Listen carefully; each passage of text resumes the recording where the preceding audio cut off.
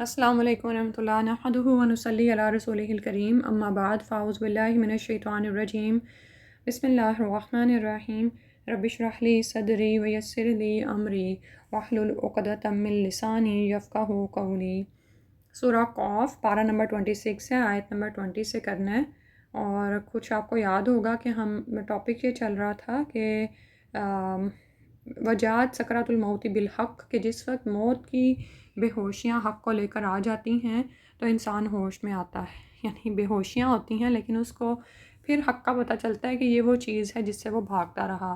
اور آج آیت کا آغاز ہو رہا ہے، آیت نمبر 20، وَنُفِخَ فِي الصُّورِ، اور پھونک مار دی جائے گی سور میں، ذالکہ یہ ہے وہ یوم الوعید، وعدے کا دن، وعید کا دن یعنی وہ دن جس سے تمہیں ڈرایا جاتا تھا، یعنی عذاب الہی کے وعدے کا دن آ پہنچا۔ ٹھیک ہے، تو یہاں پر یہ اس نفخے سے مراد وہ نفخہ صور ہے جب سب مردہ انسان اپنی اپنی قبروں سے اٹھا کر کھڑے کیے جائیں گے۔ جیسے کہ ہم جانتے ہیں کہ ایک نفخہ تو قیامت کے وقت پھونکا جائے گا نا، جب سب زیرو فوت کر دیے جائیں گے علاوہ اس کے جس کو اللہ چاہے، اور اس کے بعد جب دوبارہ صور پھونکا جائے گا تو سب اپنی اپنی قبروں سے اٹھ کھڑے ہوں گے۔ ٹھیک ہے، اور پھر ان کی سب کی اللہ کے حضور پیشی ہوگی، اور فیصلے کا دن یہی ہوگا جس دن مجرموں کو ان کا عذاب میں مبتلا کر دیا جائے گا۔ اللہ سبحانہ و تعالیٰ اس دن کی سختی سے محفوظ فرمائے۔ اور آپ یہ دیکھیں کہ پچھلی دفعہ ہم پڑھ رہے تھے کہ موت آ گئی بے ہوشیاں لے کر، سختیاں لے کر، اور حق کو لے آئی، یعنی وہ چیز جس کی انبیاء کرام دعوت دیتے رہے اور انسان اس کو جھٹلاتا رہا، وہ چیز حق ہو کر سامنے آ گئی۔ اور اب یہ کہ قیامت کا دن جس سے ڈرایا جاتا ہے اور اس کے لیے تیاری کو کہا جاتا ہے، اور ہم میں سے بہت سے انسان اس سے غفلت برتتے ہیں اور اپنی زندگی کو ضائع کیے جا رہے ہیں، تو یہ دن بھی آئے گا، یہ بھی برحق ہے کہ سور میں پھونک مار دی جائے گی، اور یہ وہ دن ہوگا کہ جو کہ ڈراوے کا دن ہے۔ اور آپ یہ دیکھیں کہ یعنی آپ صلی اللہ علیہ وسلم کی ایک حدیث کا مفہوم ہے کہ ہم کیسے غافل رہ سکتے ہیں، یعنی میں کیسے غافل رہ سکتا ہوں کہ جب اسرافیل علیہ السلام سور کو ایسے منہ سے لگائے ہوئے جیسے کوئی، یعنی لقمے کو اٹھا کر، یعنی لقمہ اٹھا کے، جیسے لقمہ اٹھا کے ہم اوپر کو لے جاتے ہیں تو منہ میں ڈال لیتے ہیں نا، تو اس طرح سے وہ سور کو جب سے اللہ سبحانہ وتعالیٰ نے ان کو حکم دیا ہے کہ انہوں نے سور پھونکنا ہے، وہ سور کو اپنے منہ کے ساتھ لگائے ہوئے ہیں اور حکم کے منتظر ہیں کہ کب اس میں پھونک مار دیں۔ سبحان اللہ۔ اور ان کی آنکھیں اللہ سبحانہ وتعالیٰ کے عرش کی طرف لگی ہوئی ہیں، یعنی جیسے کوئی انتظار میں ہوتا ہے نا، اور ان کی آنکھیں ایسے جیسے دو روشن ستارے ہیں، یعنی جیسے بالکل آسمان پر ستارے ٹکے ہوئے ہوتے ہیں، اسی طرح سے وہ انتظار کی اس کیفیت میں ہیں کہ آنکھوں کو بھی ساکت کیے ہوئے ہیں اللہ سبحانہ وتعالیٰ کے عرش کی طرف کہ کب حکم ہو اور وہ فوراً اس پر عمل کر گزریں، اس میں رتی برابر بھی دیر نہ کریں۔ اور جب سور میں پھونک دیا جائے گا تو یہ وہ دن ہوگا جو کہ وعید کا دن ہے، یعنی اس دن سے تمہیں ڈرایا جاتا ہے۔ تو سوچنے کی بات ہے کہ ہماری اس دن کے لیے کیا تیاری ہے جس کے لیے ہمیں بار بار ڈرایا جاتا ہے۔ آپ یہ دیکھیں کہ اس دنیا میں ہمارے پاس نا وقت ہے کام کرنے کا، ہمیں اختیار کی آزادی دی گئی ہے۔ اس کے بعد تو جب یہ موت کی بے ہوشیاں طاری ہوں گی، اور اس کے بعد جو قیامت کے مراحل ہیں، اور اس کے بعد جنت یا دوزخ تک کا فیصلہ ہونے کے بے شمار جو مراحل ہیں جہاں سے انسان کو گزرنا ہے، تو وہاں پر انسان کا کوئی اختیار نہیں ہے۔ ٹھیک ہے، یعنی اس وقت تو انسان کو جس راہ پر چلا دیا جائے گا اس پر چلنا اس کے لیے ضروری ہوگا، یعنی وہ انکار نہیں کر سکے گا۔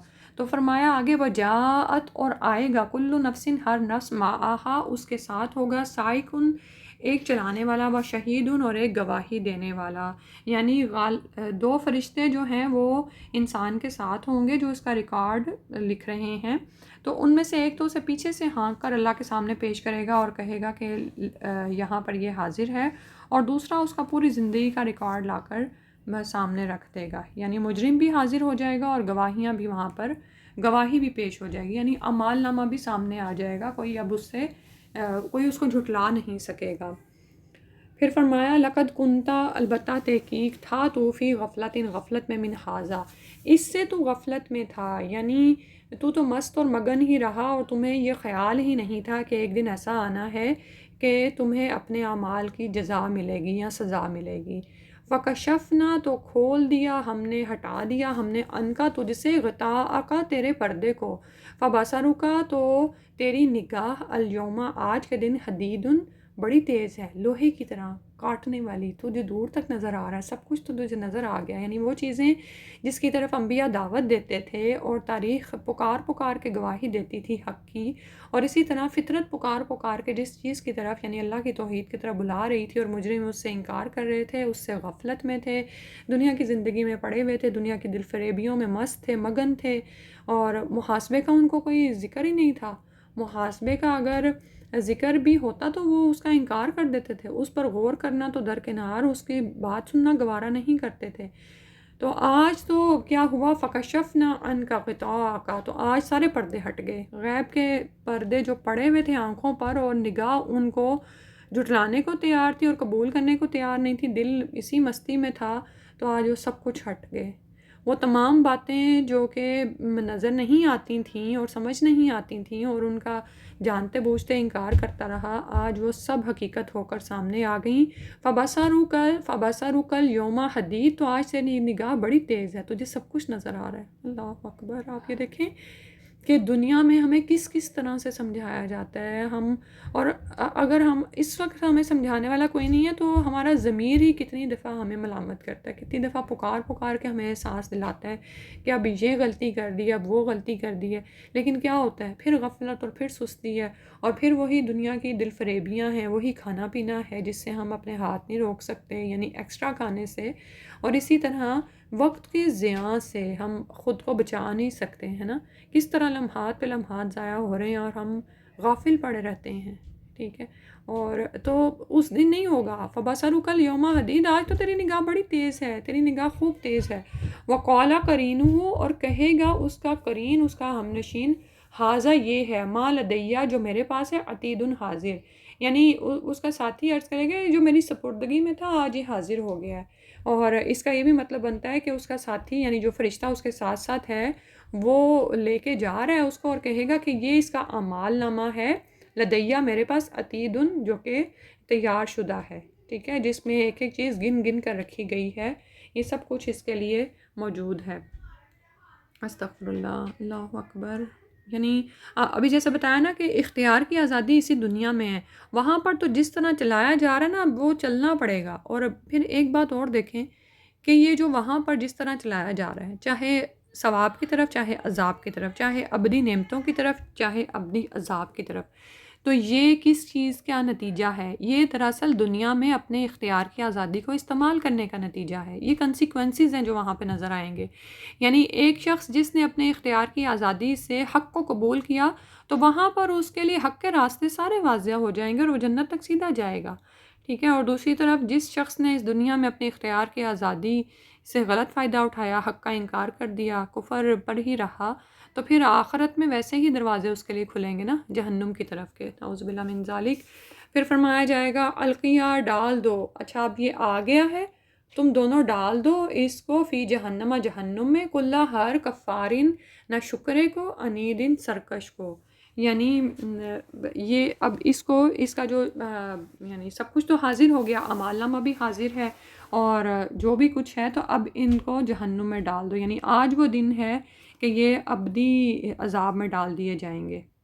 ٹھیک ہے، اور پھر یہ کہ نہ صرف یہ کفر کرنے والا تھا، نہ شکری کرنے والا تھا، اللہ کو پہچانتا نہیں تھا، بلکہ عنید بھی تھا، یعنی رسولوں کی تعلیم سے بھی اناد رکھتا تھا، دشمنی رکھتا تھا. مطلب یہ ہے اب جب کوئی دشمن ہوتا ہے تو وہ کیا کرتا ہے، وہ دوسروں کے خلاف کوئی نہ کوئی سرگرمیاں کرتا رہتا ہے. ٹھیک ہے، تو نہ صرف یہ کہ اس نے رسولوں کی تعلیم کا انکار کیا بلکہ ان کے ساتھ دشمنی بھی کی، خود بھی رکا رہا اور اسلام کی راہ روکنے کے لیے دشمنانہ سرگرمیوں میں بھی حصہ لیتا رہا. اور اس کی کیا برائیاں ہیں جو سامنے آئیں گی، منائن، بہت زیادہ روکنے والا، منع کرنے والا، للخیری، خیر کے لیے یعنی مال کے لیے، معتدن، حد سے گزرنے والا، مریبن، شبہات ڈالنے والا، شکوک و شبہات میں ڈالنے والا یا شک میں پڑا ہوا تھا. تو یہاں پر جو پہلی برائی کا ذکر ہے اس آیت میں کہ خیر سے بہت زیادہ منع کرنے والا، تو خیر کے معنی مال و دولت بھی ہے، یعنی اللہ کی راہ میں مال خرچ کرنے میں بخل سے کام لیتا تھا. اور دوسرا یہ کہ اگر خیر کے معنی بھلائی ہیں تو کیا کرتا تھا کہ بس نہ صرف یہ کہ خود بھلائی کے کاموں سے رکا رہتا تھا بلکہ دوسروں کو بھی روکتا رہتا تھا. یعنی اس کی تو کوشش ہی یہ ہوتی تھی کہ دنیا میں بھلائی کہیں نہ پھیلے، برائیاں ہی پھیلیں. ٹھیک ہے، اور مال کو سمیٹ سمیٹ کر رکھتا تھا، نہ تو اللہ کے حقوق ادا کرتا تھا اور نہ ہی اس کے بندوں کے۔ پھر اس کے بعد فرمایا معتدین حد سے گزرنے والا تھا، کیونکہ آپ یہ دیکھو نا کہ اس کو نفسا نفسی تھی، اپنی ذات کی پڑی تھی، تو ذاتی اغراض اور خواہشات کے لیے تمام اخلاقی قانونی حدود کو توڑنے والا تھا۔ شرعی حدود کی یا شرعی ضوابط اور قواعد کی اس کے سامنے کوئی حیثیت نہیں تھی، ٹھیک ہے۔ لوگوں کے حقوق پر دست درازیاں کرتا، جائز ناجائز طریقوں سے مال سمیٹتا اور اچھے کام کرنے والوں کو ستاتا تھا۔ اور پھر مریبی شک میں پڑا ہوا تھا کہ یہاں پر شک کا لفظ یقین اور ایمان کا مقابل آیا نا، یعنی جن باتوں پر ایمان لانا ضروری ہے ان سب باتوں میں شک میں پڑا ہوا تھا، اور پھر اس شک کے جراثیم دوسروں میں بھی پھیلاتا رہتا تھا، یعنی جو بھی اس کو نظر آیا اس کے دل میں بھی کوئی نہ کوئی شک ڈال دیا۔ اور کیسے شکوک تھے اور کیا تھا کہ اللہ جی جعلا، وہ جس نے بنایا ما اللہ، اللہ کے ساتھ الہن معبود آخرا دوسرا، فالقیاہو تو ڈال دو اس کو فی العذابی عذاب میں، الشدیدی سخت عذاب میں۔ اور یہ اس کا سب سے بڑا گناہ تھا جس کی وجہ سے ہمیشہ کے لیے جہنم اس کا مقدر ہوگی۔ آپ جانتے ہیں نا کہ شرک وہ گناہ ہے جس کی کوئی معافی نہیں، ٹھیک ہے۔ تمام بڑے بڑے گناہ بھی معاف ہو جائیں گے، لیکن شرک ایک ایسا گناہ ہے جس کی معافی نہیں۔ تو اس نے اللہ کے ساتھ الہ بنا رکھے تھے، اور یہ الہ اس کا اپنا نفس بھی ہو سکتا ہے، یعنی جیسے بھی بتایا کہ اپنی ذاتی اغراض کے لیے دوسروں کے حقوق پر دست درازیاں کرتا تھا، حد سے بڑھنے والا تھا، اور خواہشات نفس بھی اس کا الہ تھیں۔ اور اس کے علاوہ جو ساری برائیاں جن کا اوپر ذکر ہوا ہے وہ اس کے اندر تھیں، ٹھیک ہے، تو یہ سب اس کو جہنم کا مستحق بنانے والی تھیں۔ لیکن خاص طور پر یہی برائی جس کا اس آیت میں ذکر ہوا ہے کہ اس نے اللہ کے ساتھ شریک ٹھہرا رکھے تھے۔ اور اگر آپ یہ دیکھیں کہ نفس کو اگر انسان اللہ کے ساتھ شریک ٹھہراتا ہے تو اس کا کیا مطلب ہوتا ہے کہ وہ نفس کی مانتا ہے، ٹھیک ہے۔ نفس جو اس کو کہتا ہے وہ کرتا ہے، جس چیز کو نفس حلال کرے گا وہ اس کو حلال کرے گا، جس کو نفس حرام کرے گا وہ اس کو حرام کرے گا، ٹھیک ہے۔ اللہ کے احکامات کی اس کے سامنے اسے کوئی پرواہ نہیں ہے، ٹھیک ہے۔ تو اللہ کے مقابل دوسروں کو رب بنا لینا کیا ہوتا ہے کہ یہ نہیں ہوتا کہ آپ اس میں باقاعدہ دوسروں کی عبادت کر رہے ہیں، بلکہ ان کی ماننا اور اللہ کو جھٹلانا، اللہ کے حکم کے آگے اپنی ماننا، یہ الہ کو، اپنے نفس کو الہ بنانا ہے، ٹھیک ہے۔ تو یہ خاص طور پر اس کا گناہ تھا، کیونکہ اللہ دوسرے گناہ تو چاہے بخش دے گا لیکن مشرک کے لیے بخشش نہیں ہے، ٹھیک ہے۔ یعنی جس کے گناہ اللہ تعالیٰ چاہیں گے بخش دیں گے، لیکن مشرک کی بخشش کبھی نہیں ہو سکتی اور نہ ہی کبھی اس کو جہنم سے نجات حاصل ہوگی۔ تو کہا کہ فَالْقِيَاهُ فِي الْعَذَابِ الشَّدِيدِ، کہ اس کو ڈال دو شدید عذاب میں۔ قَالَ قَرِينُهُ، کہے گا اس کا ساتھی، ربنا، ہمارے رب، مَا أَطْغَيْتُهُ، کہ میں نے اسے سرکش نہیں بنایا تھا، ولیکن کانا، لیکن وہ تھا ہی، فی دلال بعید، وہ پرلے درجے کی یعنی دور کے درجے کی گمراہی میں پڑا ہوا تھا۔ تو اس کا ساتھی عرض کرے گا، اور یہ ساتھی سے مراد یہاں پر غالباً شیطان ہے جو دنیا میں اس کے ساتھ تھا یا اس پر مسلط کر دیا گیا تھا، اور یہ چلتا رہا غلط راہ پر، اور اسی پر ہی جون سا ہے وہ جو اس کو شیطان وسوسے ڈالتا رہا، یہ سجاتا رہا، یہ وہیں پہ چلتا رہا۔ تو وہ اللہ کی بارگاہ میں صفائی پیش کرے گا، یعنی شیطان کہے گا کہ مجھ میں کوئی ایسی طاقت نہیں تھی کہ میں اسے تیری اور تیرے رسول کے اطاعت سے سرکش بنا سکتا، کیونکہ شیطان کیا کرتا ہے، وہ تو صرف وسوسہ ڈالتا ہے، وہ یہ کہے گا کہ میں نے تو صرف اس کے دل میں وسوسہ ڈالا، یہ تو پہلے ہی مجرم ضمیر تھا، اس نے میری آواز پر لبیک کہی، تو میرا وسوسہ اس کے اپنے دل کی آواز بن گیا، ٹھیک ہے، اور گمراہی کے کاموں میں یہ خود ہی آگے بڑھتا چلا گیا، یعنی یہ خود ہی دور کی گمراہی میں پڑا ہوا تھا، تو اب یہ مجھے مورد الزام نہ ٹھہرائے۔ اب پتہ بات کیا ہے، سورہ ابراہیم میں ہم پڑھ چکے نا آیت نمبر 22 میں، کہ شیطان وہاں پر کیا کہے گا کہ مجھے، یعنی میں نے تم کو ہاتھ پکڑ کے تو نہیں یہ سب کچھ کروایا تھا، بلکہ یعنی مفہوم اس کا یہ ہے کہ انسان خود ہی اس میں پڑا ہوا تھا، ٹھیک ہے، اور یہ دونوں اللہ کے حضور لڑ رہے ہوں گے، مجرم اور اس کا شیطان ساتھی اللہ تعالیٰ کے سامنے اپنے اپنے جرم کو کم سے کم ثابت کرنے کے لیے جھگڑا کریں گے، ٹھیک ہے۔ مجرم یہ کہے گا کہ میری گمراہی کا اصل باعث تو یہ میرا شیطان ساتھی تھا، اور شیطان کہے گا کہ میرا اس پر بھلا کون سا زور چلتا تھا، یہ خود ہی سیدھی راہ سے متنفر اور مجرم ضمیر تھا، میں نے تو فقط اس کے دل میں ایک وسوسہ ڈالا تھا جسے ماننے کے لیے پہلے ہی تیار بیٹھا تھا۔ تو اللہ تعالیٰ فرمائیں گے، قَالَ لَا تَخْتَصِمُوا، لا تختصموا، نہ تم جھگڑو، لدیہ، میرے ہاں، وقد قدمت، اور تحقیق میں پہلے بھیج چکا ہوں، علیکم، تمہاری طرف، بالوعید، انجام بد سے خبردار کر چکا ہوں. یعنی وہی تمہیں آگے کے ڈراوا آ گیا تھا کہ اگر بات نہیں مانو گے تو تمہارا کیا انجام ہونے والا ہے. ٹھیک ہے، یعنی ان کو پھر روک دیا جائے گا کہ یہ تم یہاں پر ان باتوں کے لیے کیا تم لڑ رہے ہو، جو کچھ بھی ہوا تمہیں پہلے ہی متنبہ کیا جا چکا تھا. ما یبدل قول میرے ہاں بات نہیں بدلی جاتی، لدیہ میرے ہاں، وما انا بظلام للعبید اور نہ ہی میں بندوں کے لیے بہت ظلم کرنے والا ہوں. ٹھیک ہے، کہ اللہ سبحانہ و تعالیٰ بندوں کے حق میں ظالم نہیں ہے، یہ تو انسان ہی ہیں جو اپنے جانوں پر ظلم کرتے ہیں. اور اللہ کے ہاں بات نہیں بدلی جاتی. جس طرح دنیا میں تمہیں بتایا گیا تھا اس کے مطابق ہی تم نے عمل نہیں کیا اور اس کے اگینسٹ تم عمل کرتے رہے، تو اب تم اپنے انجام کے خود ہی ذمہ دار ہو. یوم نقول لجہنم، جس دن ہم کہیں گے جہنم کے لیے، حلم تلاتی، کیا تو بھر گئی، و تقول، اور وہ کہے گی حل من مزید، کیا کچھ اور بھی ہیں. اب یہ جہنم کو زبان دینے والے بھی اللہ سبحانہ و تعالیٰ ہے نا. ٹھیک ہے، اللہ تعالیٰ چاہیں تو جس کو مرضی قوت گویائی عطا کر دیں. تو جہنم اس قدر بڑی اور وسیع ہوگی کہ تمام جہنمی جہنم میں داخل ہو جائیں گے، اور وہ پھر بھی کہہ رہی ہوگی حل من مزید، کیا اور بھی ہیں، یعنی یہ دوزخی جو ہیں یہ کیا اور بھی بھیجے جانے والے ہیں. استغفر اللہ.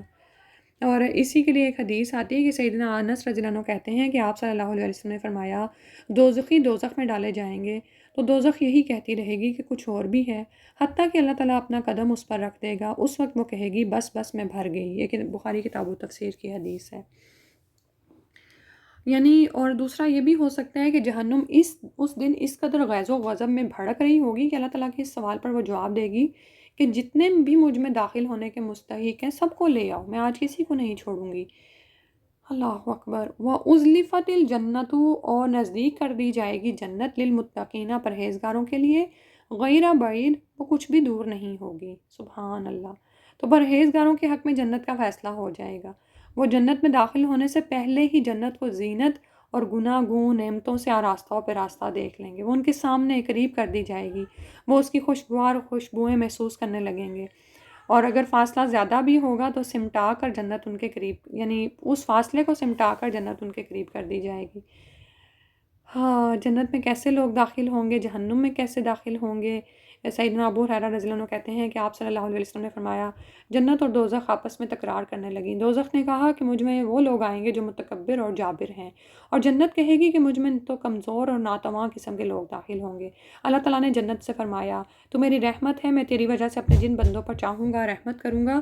اور دوزخ سے فرمایا تو میرا عذاب ہے، میں تیری وجہ سے اپنے جن بندوں کو چاہوں گا عذاب دوں گا. اور ان میں سے ہر ایک کو بھر دیا جائے گا. دوزخ تو کسی طرح نہیں بھرے گی یہاں تک کہ اللہ تعالیٰ اپنا پاؤں اس پر رکھ دے گا، تب وہ کہے گی کہ بس بس، اور بھر کر سمٹ جائے گی. اور اللہ تعالیٰ اپنی کسی مخلوق پر ظلم نہیں کرے گا. رہی جنت تو اسے پر کرنے کے لیے اللہ تعالیٰ اور خلقت پیدا کر دے گا. یہ بھی بخاری کتاب و تفسیر کی حدیث ہے. پھر آگے فرمایا ھذا ما توعدون، یہ ہے وہ چیز جس کا تم سے وعدہ کیا جاتا تھا. لکل اواب، یہ کس کے لیے ہے، واسطے ہر رجوع کرنے والے کے، حفیظن حفاظت کرنے والے کے. اوابن کون ہے، کہ ایک ایسا شخص جس کی عادت میں رجوع کرنا شامل ہو، ہر وقت اسے اللہ سبحانہ و تعالیٰ کا خیال ہو، وہ اپنے ہر قسم کے معاملات میں اللہ کی طرف رجوع کرے. کبھی ایسا کوئی شخص دیکھا ہے کہ وہ اپنے فرائض کی تو پابندی کر ہی رہے ہوتے ہیں، لیکن اس کے علاوہ بھی وہ نوافل میں بھی چاشت ہے تو اس کی طرف بھاگ رہے ہیں، اشراق ہے تو اس نماز کے لیے دوڑ رہے ہیں، اوابین ہے تو اس کے لیے جا رہے ہیں، تہجد ہے تو اس کے لیے کھڑے ہوئے ہیں.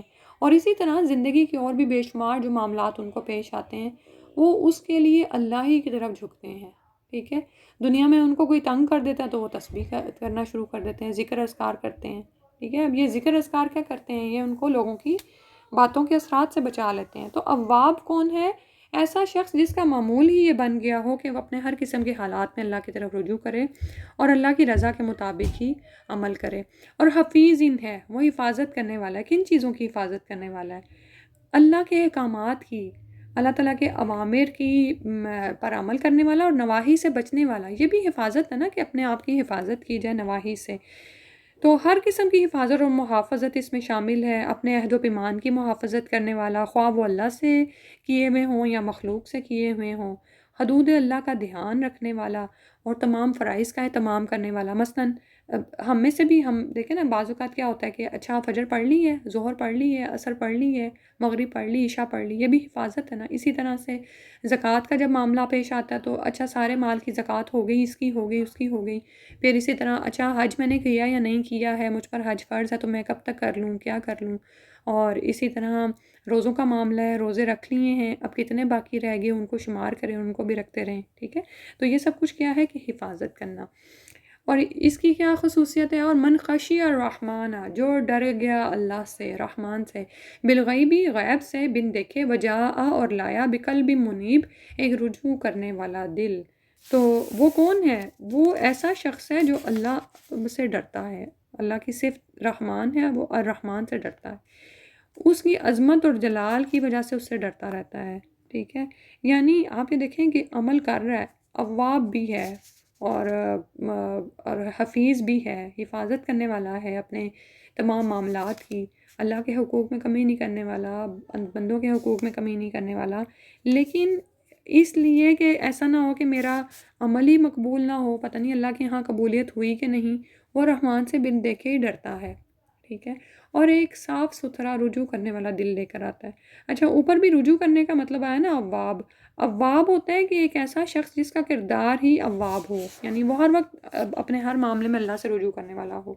لیکن منیب یہ ہے کہ اگر یعنی اناب کے معنوں میں کیا آتا ہے کہ گناہ کے کاموں سے لوٹنا یا باز آنا، ٹھیک ہے، یعنی کوئی خطا ہو گئی، کوئی غلطی ہو گئی تو فوراً رجوع کر لیا، فوراً اللہ کی طرف آ گیا۔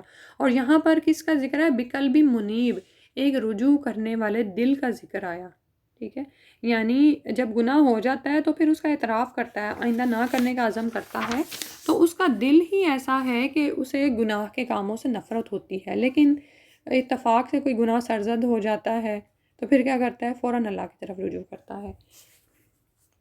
ان کو کہا جائے گا ادخلوہا، داخل ہو جاؤ اس میں، بسلام، سلامتی کے ساتھ، یعنی جنت میں سلامتی کے ساتھ داخل ہو جاؤ، ذالک یوم الخلود، یہ وہ دن ہے ہمیشہ رہنے کا، سبحان اللہ، یعنی ادھر جو دوزخی ہیں وہ بھی ہمیشہ کے لیے داخل کیے جا رہے ہیں، الا یہ کہ جو گناہ گار مسلمان ہیں، ٹھیک ہے، یعنی مشرکین ہمیشہ کے لیے جہنم میں داخل کیے جا رہے ہیں، اور جو مان جانے والے ایمان ہیں والے ہیں، مومنین ہیں، وہ ہمیشہ کے لیے جنت میں داخل کیے جا رہے ہیں۔ لہم ما یشاؤون، وہاں پر وہ کیا حاصل کریں گے؟ ان کے لیے ہے جو وہ چاہیں گے اس میں، ولدینا، اور ہمارے پاس ہے، مزید، اس سے بھی زیادہ ہے، اور بھی ہے، یعنی وہ کچھ تو ملے گا ہی جس کی وہ خواہش کریں گے، علاوہ ازیں کچھ ایسی بھی نعمتیں انہیں ملیں گی جو ان کے تصور میں بھی نہیں ہوں گی۔ سیدنا ابو سعید خدری رضی اللہ عنہ کہتے ہیں کہ آپ صلی اللہ علیہ وسلم نے فرمایا کہ اللہ تعالیٰ اہل جنت سے فرمائے گا، اے اہل جنت، وہ کہیں گے اے ہمارے پروردگار، ہم حاضر اور تیری خدمت کے لیے مستعد ہیں، بھلائی تیرے ہی دونوں ہاتھوں میں ہے۔ اللہ تعالیٰ فرمائے گا اب تم خوش ہو؟ وہ جواب دیں گے پروردگار ہم کیوں خوش نہ ہوں گے، تو نے ہمیں وہ کچھ عطا فرما دیا ہے جو اپنی مخلوق میں سے کسی اور کو عطا نہیں فرمایا۔ اس وقت اللہ تعالیٰ فرمائے گا کیا میں تمہیں ایسی نعمت عطا نہ کروں جو ان سب نعمتوں سے بڑھ کر ہے؟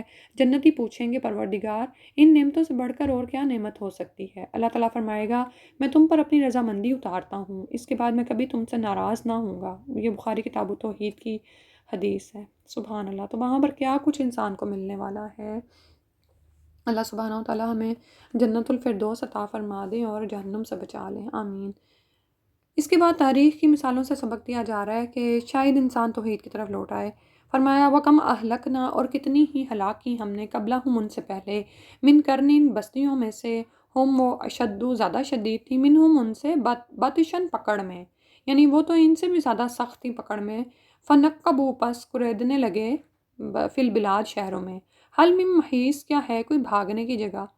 تو بہت سی ایسی قومیں گزر چکی ہیں جن کو اللہ نے ہلاک کر دیا، وہ ان سے بھی زیادہ طاقتور تھیں، دنیا کے ملکوں کو انہوں نے چھان مارا تھا، لیکن کیا کوئی جائے پناہ پا سکے؟ یعنی جب انہوں نے اللہ کے نبیوں کا انکار کیا، حق کو جھٹلا دیا، تو پھر جب اللہ سبحانہ تعالیٰ کی طرف سے عذاب آیا تو انہیں کہیں بھی پناہ نہیں مل سکی۔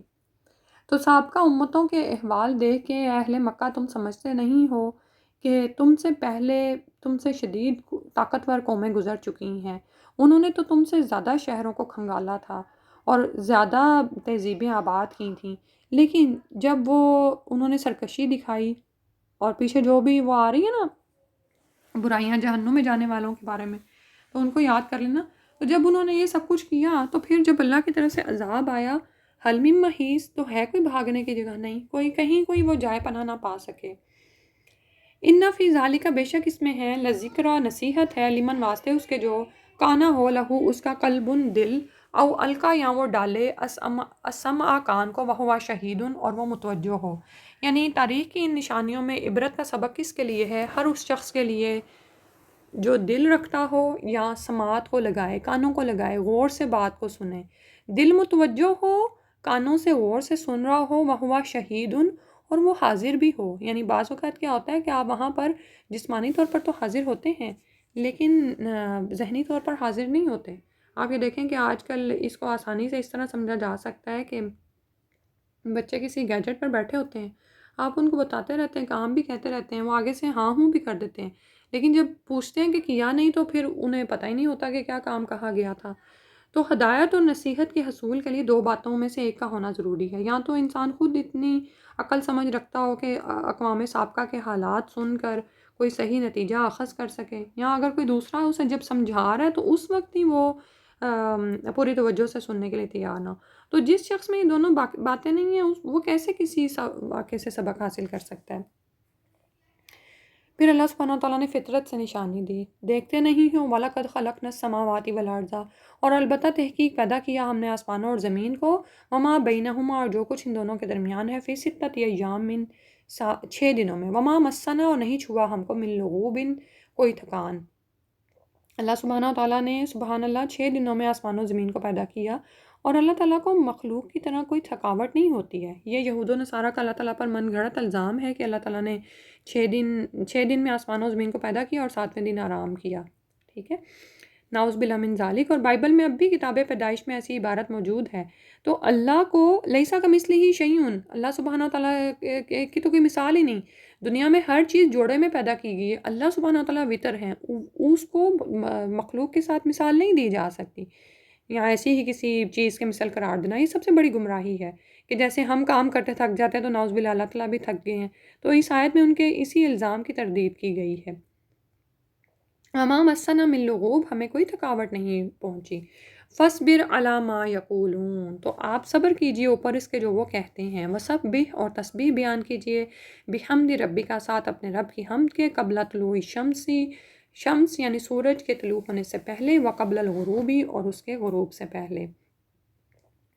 تو یہاں پر رسول صلی اللہ علیہ وسلم کو اور اسی طرح ہمیں کیا نصیحت کی جا رہی ہے کہ جب اپنے دشمنوں کی شماتت، ان کے تمسخر، ان کی تضحیک، ان کی ایذا رسانیوں سے تنگ آ جاؤ، یا کسی اور وجہ سے مشکلات میں گھر جاؤ، تو صبر اور برداشت سے کام لو، اپنے پروردگار سے لو لگاؤ، اسی کو اپنا سہارا سمجھو، اس کی تسبیح اور تہلیل اور اس کی یاد میں مشغول ہو جاؤ۔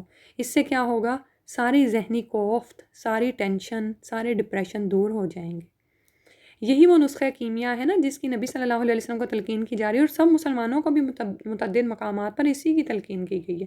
اور آپ یہ دیکھیں کہ سارے انبیاء کی یہ سنت رہی ہے کہ جب مشکل کا وقت آتا ہے، جب لوگوں کی یہ سنتے ہیں باتیں، تو فوراً اللہ کی طرف رجوع کرتے ہیں، فوراً تسبیح کا سہارا۔ کیا ہم ایسا کرتے ہیں، یا ہم بے چین ہی ہوئے رہتے ہیں اور مزید منفی خیالات کی طرف آگے پختہ ہوئے چلے جاتے ہیں، اور وہ چیز ہمارے اندر نعوذ باللہ جڑ پکڑتی رہتی؟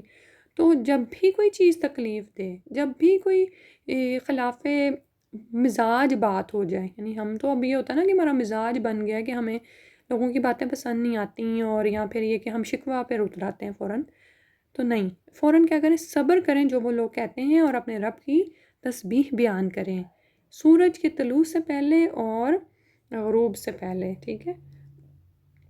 اور اس سے مراد فرض نمازیں بھی ہیں، جیسا کہ اس حدیث سے ظاہر ہے۔ سیدنا جریر رضی اللہ عنہ بن عبداللہ بجلی کہتے ہیں کہ ایک رات ہم آپ صلی اللہ علیہ وسلم کے ساتھ بیٹھے ہوئے تھے، آپ صلی اللہ علیہ وسلم نے چاند کو دیکھا جو 14ویں رات کا تھا۔ ان قریب تم جنت میں اپنے پروردگار کو یوں بے تکلف دیکھو گے جیسے اس چاند کو دیکھ رہے ہو، اور تمہیں کوئی تکلیف محسوس نہ ہوگی۔ پھر اگر تم ایسا کر سکو تو تم سے طلوع آفتاب سے پہلے کی یعنی نماز فجر، اور غروب آفتاب سے پہلے کی نماز یعنی عصر قضا نہ ہونے پائے تو ایسا ضرور کرو۔ اس کے بعد آپ صلی اللہ علیہ وسلم نے یہی آیت پڑھی، فَسَبِّحْ بِحَمْدِ رَبِّكَ۔ تو اللہ سبحانہ وتعالیٰ ہمیں بھی توفیق عطا فرمائے کہ ہم ان نمازوں کو اپنی زندگی میں شامل کر لیں۔ اور اس کے ساتھ ہی اگلی آیت سے پوری 5 نمازوں کا وہ ملتا ہے. وَمِنَ اللیلی، اور رات میں سے بھی، فَسَبِّحْہُ، تو اس کی تسبیح کرو، وَأَدْبَارَ السُّجُود، اور سجدوں سے فارغ ہونے کے بعد بھی، یعنی اس کے بعد بھی تسبیح اور ذکر اذکار جاری رہے. ٹھیک ہے. اب یہ دیکھیں کہ یہاں پر سارے اذکار کا بھی ذکر آ گیا. پہلے جو ابھی روایت میں نے بیان کی اس میں فجر اور عصر کا ذکر ملتا ہے، اور بعض روایات سے ہمیں پتہ چلتا ہے کہ 5 نمازوں کی فرضیت سے پہلے 3 ہی نمازیں تھیں، فجر کی نماز تھی، عصر کی اور تہجد کی. اور بعض علماء اسی آیت سے 5 نمازوں کو ثابت کرتے ہیں. ان کے نزدیک طلوع آفتاب سے پہلے سے مراد فجر کی نماز ہے، اور غروب آفتاب سے پہلے سے مراد ظہر اور عصر کی نمازیں ہیں، اور رات کی نمازوں میں مغرب اور عشاء کی نمازیں شامل ہو جاتی ہیں. ٹھیک ہے. اور اس کے علاوہ پہلی آیت میں آپ یہ دیکھیں کہ فجر اور عصر کے بعد جو ذکر اذکار پڑھے جاتے ہیں، صبح و شام کے اذکار، وہ اس کی طرف اشارہ ہے. اور اسی طرح ہر نماز کے بعد، یعنی سجدوں کے بعد جو ذکر اذکار کیے جاتے ہیں اس کی طرف اشارہ ہے. اور رات کی جو تسبیحات کی جاتی ہیں، سبحان اللہ، یعنی یہ سب کچھ تو اور یہ سب کچھ ہے. مزید اس کی تفصیل جو ہے وہ حدیث سے ہمیں مل جاتی ہے. اللہ سبحانہ و تعالیٰ ہمیں ان چیزوں پر ہی پختہ کر دیں. آپ یہ دیکھیں کہ صبح و شام کے اذکار، حفاظت کی دعائیں، رات کو سونے سے پہلے کے اذکار، اور ہر نمازوں کے بعد کے اذکار، یہ ہماری زندگیوں میں شامل ہو جائیں. جیسے فرض نماز کے بعد آیت الکرسی پڑھنے والا کے درمیان، یعنی اس کے اور جنت کے درمیان کچھ نہیں رہتا. یعنی اگر وہ اس دن یعنی مرے تو پھر سیدھا جنت میں داخل ہو. تو ایسی ایسی بشارتیں ہیں کہ ہم ان کو نہ چھوڑیں. پھر اس کے بعد فرمایا وستمی، اور سنو، یوما، جس دن، ینادی، پکارے گا، المنادی، پکارنے والا، من مکان قریب، قریب کی جگہ سے. ٹھیک ہے. اور یہ یہاں پر دراصل نفخہ صور ثانی کا وقت ہوگا. پکارنے والا فرشتہ کیا کہے گا کہ اے مرے ہوئے لوگوں، سب اپنی اپنی قبروں سے اللہ کے حکم سے زندہ ہو کر نکل آؤ اور اللہ کے سامنے جواب دہی کے لیے پیش ہو جاؤ. تو اور قبروں میں پڑے ہوئے لوگ جو ہیں وہ یوں محسوس کریں گے کہ کہیں قریب سے ہی آواز آ رہی ہے. مکان قریب. یوم یسمعون الصیحۃ بالحق، یہ وہ دن ہوگا جس دن وہ سنیں گے چیخ کو حق کے ساتھ. ذالک، یہ یوم الخروج، باہر نکلنے کا دن ہے. ٹھیک ہے. تو وہ اس آواز کو ٹھیک ٹھیک سن رہے ہوں گے، اور یہ دراصل مردوں کے نکلنے کا دن ہے. اور حق کا مطلب کیا ہے کہ فرشتہ اس آواز کو جب دے گا تو ہر شخص اس کو پوری طرح سمجھ رہا ہوگا. اور دوسرا مطلب یہ ہے کہ وہ حق جس کی طرف رسول دنیا میں بلاتے رہے، اس دن ہر شخص کو معلوم ہو جائے گا کہ یہی تو حق ہے جس کو وہ جھٹلاتا. اور مجرم تو اس دن پھر کہے گا نا کہ یہ وہ چیز ہے جس کو میں جھٹلاتا رہا. وہ تمام چیزیں تو ٹھوس اور اٹل حقیقت تھیں جو اب ظہور میں آنے لگی ہیں. تو یہ نکلنے کا دن ہے اپنی قبروں سے. انا، بے شک ہم نحیی، ہم زندہ کرتے ہیں، ونمیت، اور ہم ہی موت دیتے ہیں، والینا المصیر، اور ہماری ہی طرف لوٹ کر آنا ہے. ٹھیک ہے. تو جس طرح اللہ سبحانہ تعالیٰ کیا فرما رہے ہیں کہ ہم زندہ کرتے ہیں اور ہم ہی موت دیتے ہیں اور ہماری ہی طرف لوٹ کر آنا ہے. یعنی سب اس دن پلٹائے جاؤ گے. اور یہ نہیں ہوگا کہ کوئی یہ کہے کہ جب ہم مر کر مٹی اور ہڈیاں ہو جائیں گے تو دوبارہ کیسے زندہ کیے جائیں گے. تم ضرور زندہ کیے جاؤ گے. اگلی آیت میں فرمایا یوما، جس دن تشقق، شک ہو جائے گی، الارض، زمین، عنہم، ان سے، سراعا، جلدی کرتے ہوئے، ذالک، یہ، حشر علینا، ہمارے لیے، یسیرن، بہت آسان ہے.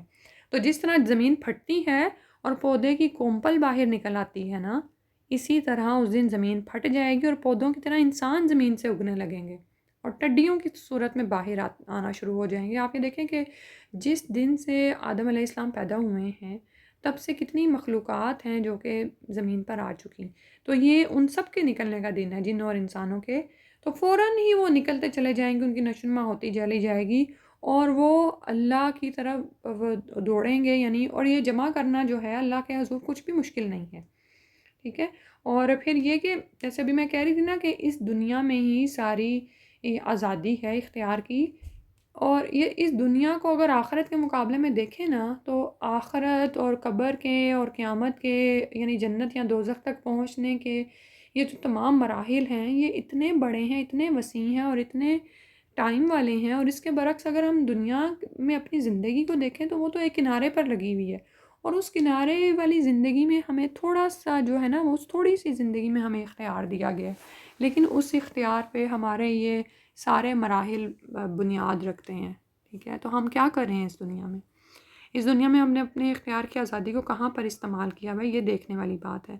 تو اس دن تو سب اختیار ختم ہو جائے گا اور دوڑتے ہوئے لوگ نکلیں گے، جھٹ پٹ نکل کھڑے ہوں گے، اس دن کوئی سستی نہیں ہوگی۔ آج تو آپ یہ دیکھیں کہ فجر کی اذان ہوتی رہتی ہے، ہمارے الارم بجتے رہتے ہیں، ہم سوئے رہتے ہیں، فائنلی کوئی اٹھا دے تو اٹھ کے پھر نماز پڑھ لیتے ہیں، لیکن اس دن ایسا نہیں ہوگا۔ اس دن تو اٹھنا ہی پڑے گا، اور یہ اللہ پر بہت آسان ہے یہ سب کچھ۔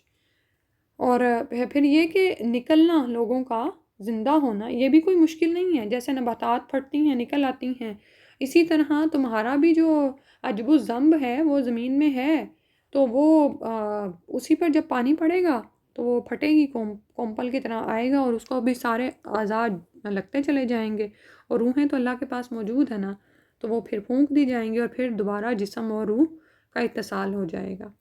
پھر فرمایا نحن عالم بما یقولون، ہم جانتے ہیں، ہم خوب جانتے ہیں، ساتھ اس کے جو وہ کہتے ہیں، وما انت، اور نہیں ہیں آپ علیہم ان پر، بجبار، جبر کرنے والے، فذکر، تو پھر نصیحت کیجئے، بالقرآن، قرآن سے، من، جو یخاف، ڈرتا ہے، وعیدی، میری وعید سے۔ تو رسول اللہ صلی اللہ علیہ وسلم کے لیے تسلی ہے کہ ہم جانتے ہیں جو کچھ وہ کہتے ہیں، لیکن آپ ان پر جبار نہیں ہیں، جبر کرنے والے نہیں ہیں۔ آپ صلی اللہ علیہ وسلم کی یہ ذمہ داری نہیں کہ آپ زور اور زبردستی سے کسی کو ایمان لانے پر مجبور کر دیں۔ آپ کا تو کام اتنا ہی ہے کہ لوگوں کو یہ قرآن سنا کر نصیحت کیجیے، پھر جس کے دل میں ذرا بھی اللہ کا خوف ہوگا تو وہ یقیناً اس کو قبول کر لے گا۔ فذکر بالقرآن، اس قرآن کے ذریعے نصیحت کیجیے۔ اور رسول صلی اللہ علیہ وسلم کے ساتھ یہ ہدایت ہمیں بھی دی جا رہی ہے کہ جب بھی توحید کا پیغام لے کر اٹھو تو قرآن کے ساتھ نصیحت کرو، اپنی باتوں سے نہیں۔ میں یخاف وہی، تو یہ وہ شخص جو کہ ڈرتا ہے ڈراوے سے اور وہ عذاب سے ڈرتا ہے، وہ پھر اس کو مان لے گا اور ایمان لے آئے گا، اور آپ پر ان کے ایمان لانے یا نہ لانے کی کوئی ذمہ داری نہیں ہے۔ اگر یہ سننا بھی نہیں چاہتے قرآن کو تو نہ سنیں، آپ پر اس کی ذمہ داری نہیں، اللہ سبحانہ و تعالیٰ ہی کے ہی سپرد ہے یہ سب کچھ۔ ان کی تلاوت سنتے ہیں ان آیات کی۔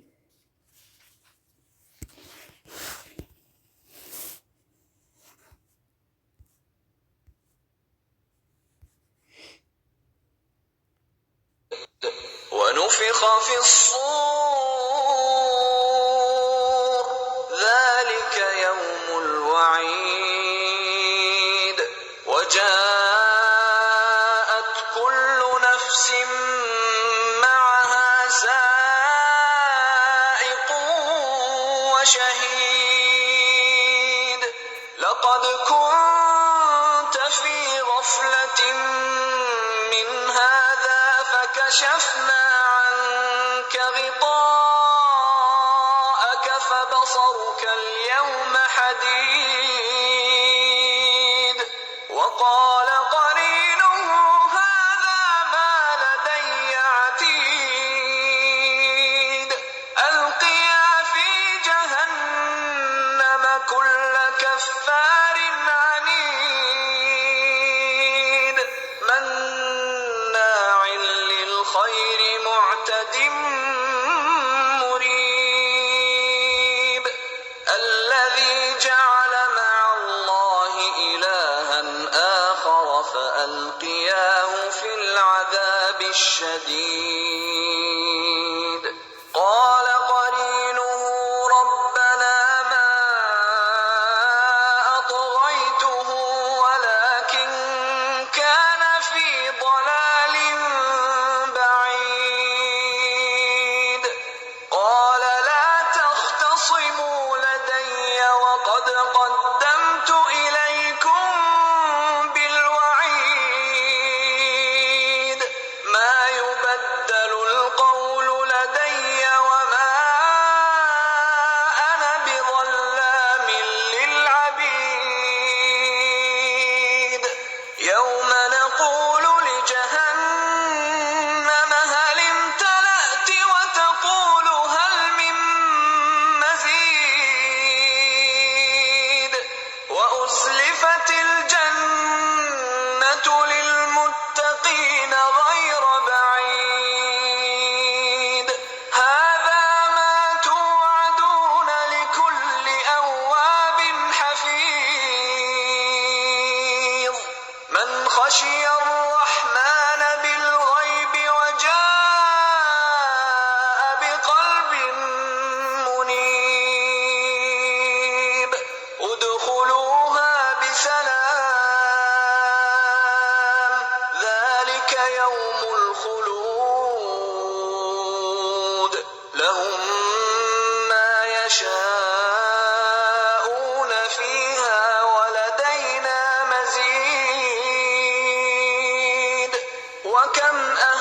أهلكنا قبلهم من قرن هم أشد منهم بطشا فنقبوا في البلاد هل من محيص إن في ذلك لذكرى لمن كان له قلب أو ألقى السمع وهو شهيد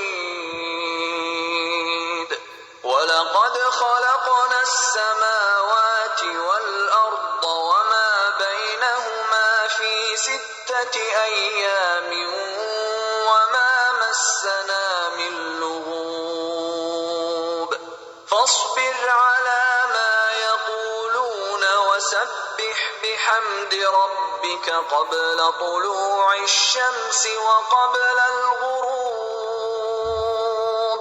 ومن الليل فسبحه وأدبار السجود واستمع يوم ينادي المناد من مكان قريب يوم يسمعون الصيحة بالحق ذلك يوم الخروج إنا نحن نحيي ونميت وإلينا المصير يوم تشقق الأرض عنهم سراعا ذلك حشر علينا يسير نحن أعلم بما يقولون وما أنت عليهم بجبار فذكر بالقرآن من يخاف وعيد سبحانک اللہم و بحمدک نشہد ان لا الہ الا انت نستغفرک و نتوب الیک۔ السلام علیکم ورحمۃ اللہ وبرکاتہ۔